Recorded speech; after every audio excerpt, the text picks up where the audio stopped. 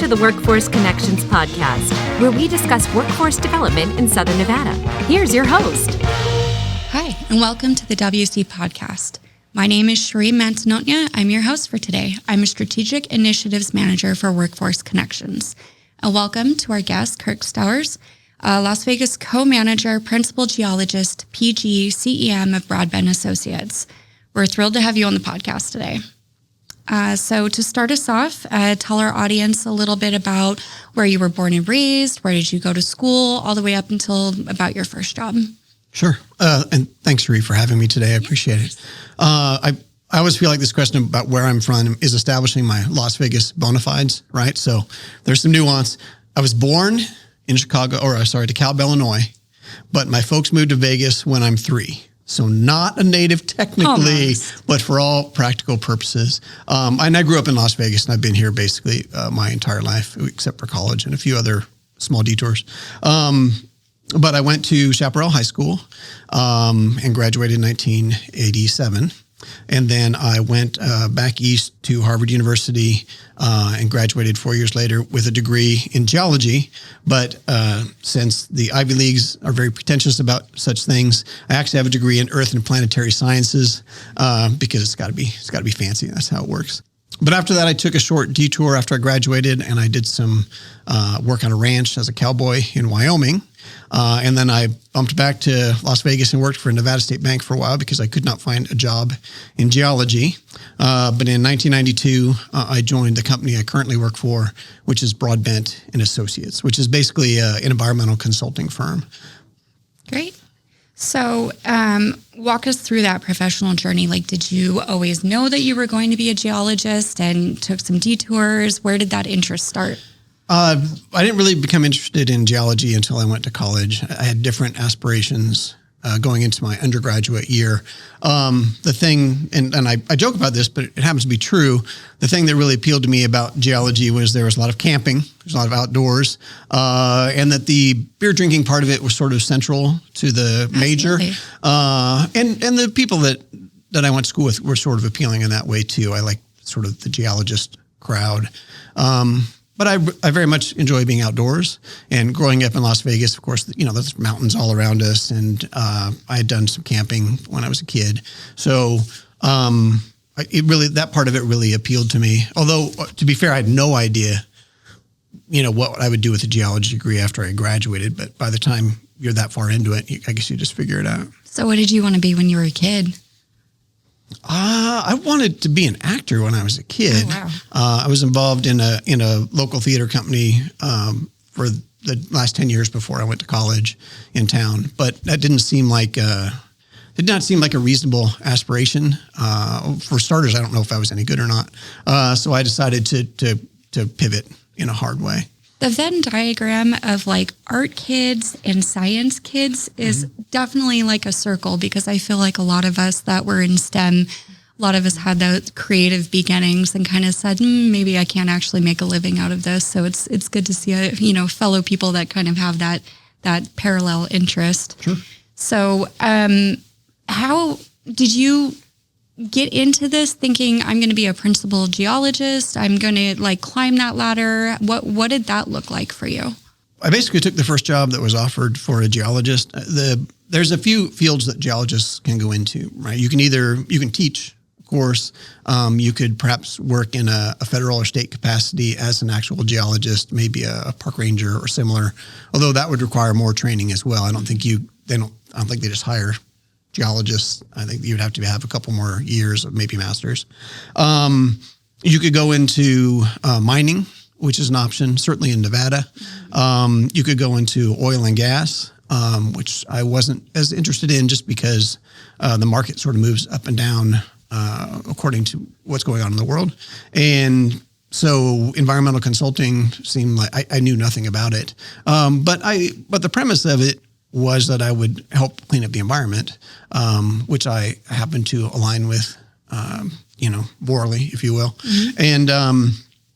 And it was the first job I was offered, by the way, and it must have taken because 34 years later, I'm still working for the same company and probably have had every job at that company from staff geologist, which was my starting point, until principal geologist, and I have some corporate functions nowadays. I mean, you can't be anywhere for 34 years and not, climb that ladder. Right.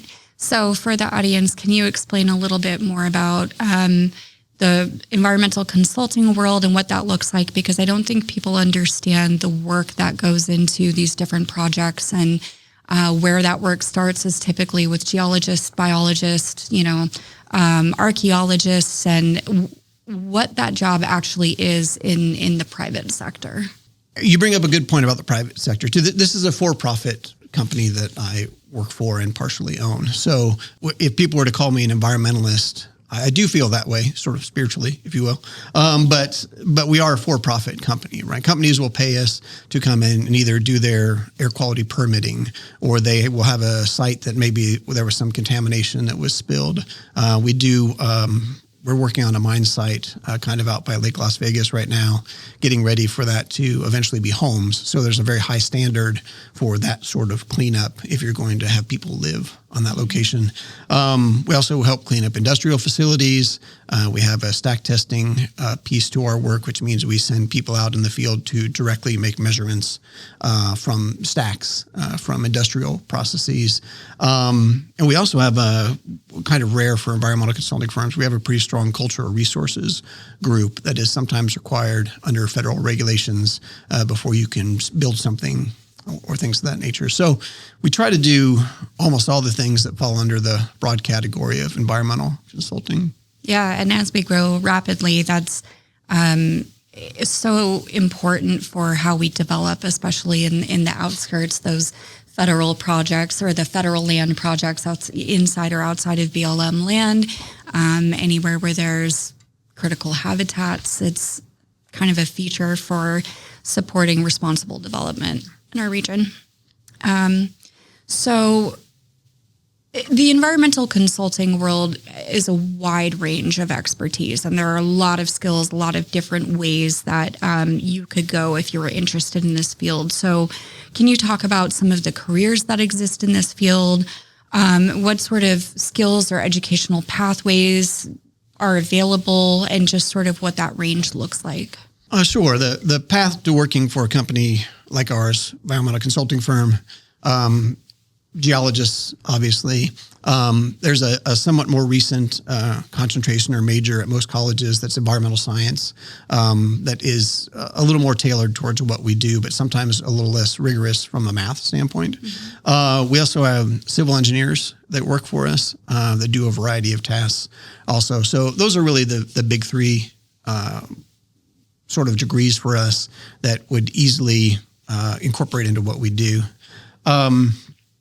Locally, and we really appreciate this, the College of Southern Nevada has recently done a 2-year degree that is very focused on environmental consulting specifically. It's run by a person that was in the environmental consulting field, so he kind of knows what businesses like ours require. And so that's a really nice jumping off point, because that's very specific to what we do, and they show up sort of ready-made. But also a 4-year degree at UNLV or similar is helpful in earth sciences or similar. Yeah, and being out in the field and getting your boots on and getting out there gives you a totally different perspective, right? For what you've learned in the classroom. So what advice would you give to students who are, actively pursuing this industry? What would you apply onto them? I actually wonder if, I don't know how many students out there are like, you know what, gosh darn it, I'm going to be an environmental consultant. That's been my dream. I don't know that that's necessarily the case. I think maybe people fall into it because, we all have our dreams and aspirations, right? I talked to kids through the ICANN program that the city of Henderson does. And, the next one that comes up to me and says they want to be a geologist is going to be one of the first for sure. But reality hits in at a certain point, right? There are skills that are required, and I see younger people today, and I, much like myself when I was young, there's kind of what you want to do, and then really there's what you end up doing because you do have some sort of passion for it. But sciences, obviously, I would recommend that students take science classes, make sure they're adept in mathematics, earth sciences, geology, always a plus. But of course, some interest in really doing the work as well, which is, cleaning up a bit of the mess we've made as a society. From your perspective as a leader in the field, what sort of, and we'll touch on the I can be. I'm glad you brought that up. But before we get to that, what are some of the workforce challenges in that field specifically, if you can think of any? Some of the challenges I would say there's been each generation is different, correct? And I come from a generation, and I'm not necessarily suggesting this is the healthiest mindset, that kind of was a grinder, right? Mm-hmm. You work 40 to 50 hours a week, do the work, don't complain, and, work your way up the ladder. I don't necessarily know that that's what younger people are looking for nowadays. And I certainly understand their perspective on that. They want a little bit more of a work-life balance, and absolutely, that makes a lot of sense. So it's really a process of sort of managing their expectations for a job. They want to be paid well, which I understand, and they will want to have some work-life balance. The counterbalance to that is kids coming out of college nowadays are just fantastically talented and prepared in the sort of things that I wish I had known when I was younger, right? So if when I was in the 90s, when I started, I would have a Macintosh, and I was making maps with MacDraw, which is a very rudimentary program. And nowadays, they come into work for us and they've got a GIS background, or they know AutoCAD, or they're extremely adept at finding information and research, and fortunately being able to between what's not great or what's inaccuracies in references and what's not. They can tell what's real and what's BS. So I think if you can sort of leverage that and respect them and give them that work-life balance, they bring a fantastic amount of skills to the sort of thing we do. So there has to be a bit of a mind shift on my part, though, right? I mean, this kid doesn't want to work 60 hours a week. No, they don't. And by the way, neither do I. Right. So I think navigating that is sort of the trick. And I think companies that do that will be successful with their coworkers, and companies that don't will probably alienate them. And then we'll pick them up, which is fantastic for me. Yeah, absolutely. So, and then also there's a component of the type of work, and does Broadbent Associates take jobs where sometimes people are having to, stay in a remote hotel for a week doing surveys, or I know some geologists or biologists have lived in a man camp or a trailer offsite. Is that part of the component with your work environment? Do you take jobs like that? There is. Yeah. There is. I was assigned to Flagstaff for 9 months as a young geologist living with drillers out in the middle of nowhere. It's certainly easier if maybe you're a young person who hasn't started the marriage or kids portion of your life. But that doesn't mean that we don't have that happen too. But there is a piece of that where you're sent to a remote location and doing that sort of work. I've found it really fascinating and fun, and I learned quite a bit, living in the Monte Vista Hotel in Flagstaff, getting really good at pool in the evenings, Absolutely. And just sort of being a young guy out in the world. Yeah. And there are people that are interested in that nowadays too. Absolutely. It's waking up and your morning wake-up call is a donkey who's braying through a window. I've had that happen at a remote hotel working on mining sites, and you're just kind of out there in the desert by yourself. And so it's fun. I don't think people give it as much credit for how liberating and autonomous it can be. So, well, it's an adventure at the end of the day. Yeah. And if you view it in that light, it's usually a lot easier to handle. Yeah, absolutely. So looking ahead, and you kind of mentioned this. We have the new generation, we have these new technologies going from, mapping, on paper to GIS and some of these components. So what sort of technologies are emerging in your field specifically, and advancements that we're seeing? Well, the big one is obviously AI, and we are not really 100% sure how much that'll get incorporated into what we do. Despite perhaps some of its press, it's still a little clunky. Yeah. And there's a certain amount of misinformation that it can that it can present. So it's absolutely fabulous in sort of orienting you into maybe something you're looking into or studying, but with some follow-up research is almost certainly necessary. I mean, I won't get into the boring parts of how AutoCAD is, advanced or the accounting software we use. That's not boring. There is that too. Yeah, there are 3D models, and that's helpful for you to take a look at maybe what the contamination in the subsurface looks like. GIS, of course, drones give us a really good look at remote locations from the air, which ordinarily you would had to have done with maybe a flyover or something rather expensive. Now you can just fly your drone out there and see what's going on. Yeah. So the technology is moving at a pretty good clip, and we are endeavoring to keep up. Yeah. Are you using the drones for LiDAR type so you can see like we do that a little bit. That is a part of the company I'm not involved in. So I'm going to say yes, but I don't 100% know. Okay, cool.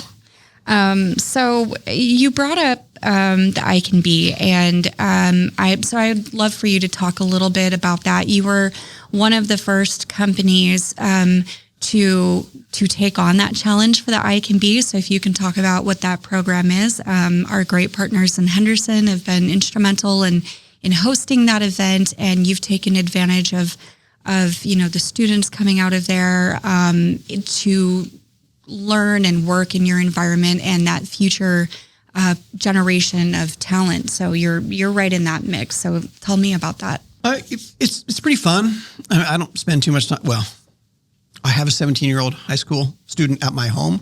So when I say I don't spend too much time around kids of that age, I guess that's not 100% true. It's difficult for me to know what sinks in. Right. So we talk to these kids, and no one's really tripping them over themselves to come to the technology booth necessarily. The social media booth is very popular. And some of what I consider to be, the more maybe appealing sort of vocations. But you never really know what's going to stick. Right. And so I think it's a great program that the city of Henderson does, because for a certain amount of those kids, that's going to be the thing that sparks something in them. Yeah. And just because standing there, we don't know which student that is or what the spark was, it doesn't mean it doesn't happen. So this may be the first opportunity that these kids have to really think about what their careers might be. And I would say, as an aside, which is kind of fun, there's a vast difference between speaking to freshmen and seniors because there's just so much growth in that time period. Yeah. And it's really fun to talk to the juniors and seniors, and the freshmen and sophomores are just in space. And I get that, having raised 2 children. Yeah. But like I said, you never know what's going to take. So I think it's absolutely necessary to do things like that to spark some interest from a kid that might not know what they want to do. Regarding my college choice, I was not thinking about the Ivy League whatsoever until someone came by my high school, and I thought it would be cool to go see what Harvard had to say. And then I applied because I thought it'd be cool to apply and tell people that I had applied. And then I accidentally got in, and next thing you know, I'm on this crazy path. So I had not considered that whatsoever. And I thought I probably would have gone somewhere in the West. But just this 1 hour visit sort of charted the path of, where I went to college. Yeah. So absolutely. you never know. So so the I Can Be program, for some of our listeners that may not know, is where employers can go into various high schools and the gym, talk about what their work environment is, and potentially find, future candidates, especially if they're at the age where they can be hired. And you did hire one of the students from the I Can Be? We have culled a number of interns from the I Can Be program. And that's actually worked out rather nicely. At least it gives them an idea of if they want to do what we actually do, right? We'll take them in for the summer and send them out on sort of the work we do, and they'll either be impressed by that or they won't. But I would say maybe 4 or 5 students we've had interns. And there was a program believe it's still there for the city of Henderson, that helped us to pay those students as well, a scholarship program, which we've taken advantage of. So, I mean, if someone wants to give us a free intern, we will not say no. And we try to get them things that are in our industry too, right? They're not getting my coffee or doing that sort of thing. They're actually trying to get a feel for what we do. Absolutely. And we appreciate that, because that's something that we talk about a lot with businesses, is making sure they understand that these individuals are there to help progress the work. And in themselves, they're growing, but also for the company. And gone are the days of, getting the intern or the student, sticking them in the corner and having them shred paperwork. It's about meaningful growth and, We have had them shred paperwork. Just for the record. If it's part of the job. We've also had them scan things for us. So I don't want to get too on my high horse here. But by and large, we try to give them the flavor of what the work is. Because picking up my laundry doesn't do anything for them. Absolutely. But sending them out to a drill site to see, to evaluate groundwater does. Yeah, absolutely. Okay, so before we start to wrap up here, one quick question. When you're not in the field, when you're not in the office working on environmental projects, what sort of things do you enjoy recreationally? What are your hobbies? For the last 4 or 5 years, I've done a lot of river rafting here out in the West, and I own a raft at this point, and I go on private trips with my friends, which I really enjoy because there's no cell phone service generally for about a week or more. That's perfect. Which is great. Yeah. On the boring side, I like to read quite a bit. My company just started a book club internally, so we'll read a book a month to kind of advance the nerdy persona that we're going for. So I enjoy that quite a bit. For a while there, I was volleyball dad to my youngest daughter, and that takes up all discretionary time and income, and the furtherance of that. So those are the kind of things that I like to do. Awesome.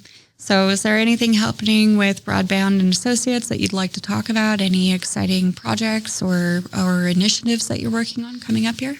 There's nothing in particular. A lot of our, it's always fun to talk about some of our clients and stuff, but they're kind of closed-mouthed about, they're not looking for press in that situation. But I think when I joined this company, there were about 5 or 6 of us, and now there's about 170 throughout the company. So I've really enjoyed learning about how to run a business without any business experience. And so I think we're just going to continue that growth pattern and see what happens. So that's the exciting part for me, to come to work every day to see what we can make of this company. That's fantastic. And can you tell us the website, the URL, so if anybody's interested in what Broadbent Associates does? Sure. It's www.broadbentinc.com. But just putting in Broadbent Associates, we'll call it up. And we would love to hear from people. We'd love to hear from people that might be interested in our field. We always have 1 or 2 interns in the summer. We'd be happy to have them. And I'm always available to answer any questions. Perfect. Well, thank you, Kirk, for being our guest today. We hope to see you for another episode on the WC podcast. Until the next time, stay safe. All right. Thank you for sticking around for In the Hot Seat with Kirk Stowers. All right. So it's going to be rapid fire questions. I'm ready. All right. Here we go. Favorite fieldwork snack? Oh, God, maybe I'm not ready. I love 7-Eleven Monterey Jack chicken taquitos. They're terrible. I love them. Favorite beverage with dinner? Oh, man, I'm a ice water guy. Okay. Favorite dessert after dinner? Brownies for sure. Favorite way to start your day? I like to do the New York Times Wordle with my wife. Aw. Favorite way to unwind after a long day? Television, or I also enjoy, and I'm in a basketball league. Favorite? All 5'7" of me. I bet you're great. Favorite hobby or weekend activity? I really like to read, and occasionally I will do distance running. Favorite vacation spot? That I've already been to or want to go to? Ooh, either. I love Europe quite a bit, almost all of it. Fantastic. Favorite holiday? Christmas. Okay. Favorite project location? I really enjoyed my time being stationed in Flagstaff, Arizona. Favorite professional sports team? Whoever's on my fantasy football team. Okay, then what's your favorite Vegas sports team? I am a Golden Knights fan. I think it's required. Yes, absolutely. Okay, this one's going to be tough choices. Got it. Okay. So, igneous or metamorphic? Metamorphic, it's complicated. Nice. Visit to an ancient historical site or explore a remote natural landscape? Oh, that's a good one. I would like to go to Antarctica, but I'm not going to do that considering all the environmental issues that would cause. Okay. Run a relay through the desert overnight or take a long horseback ride through the mountains? I've done the former many, many times in the Ragnar relays that I do. I'm up to 19, but I much prefer the horseback riding. Field boots or office shoes? Office shoes. Tennis shoes. Tennis shoes. To be clear. Ability to speak with animals or speak any foreign language? Animals for sure. Truth or kindness? Oh, kindness every time. Actions or words? Actions. Email or phone call? Phone call. Okay. All right. This portion is finishing the sentence. So I'm going to prompt you and then you just finish up. Okay. If you could visit any place in the world, it would be? Mount Everest. The best part of living in Southern Nevada is? The weather. The most interesting thing I've ever found in the field was? Dead body. It does happen. Yeah, it sure does. If I ever discovered a brand new mineral, I would name it? Well, clearly after myself. Stowersite, whatever. Make it work. 3 words that describe you are? Trying to be kind. That's 4. And doing the WC podcast with us here today was? It was very fun. Thanks. Thank you.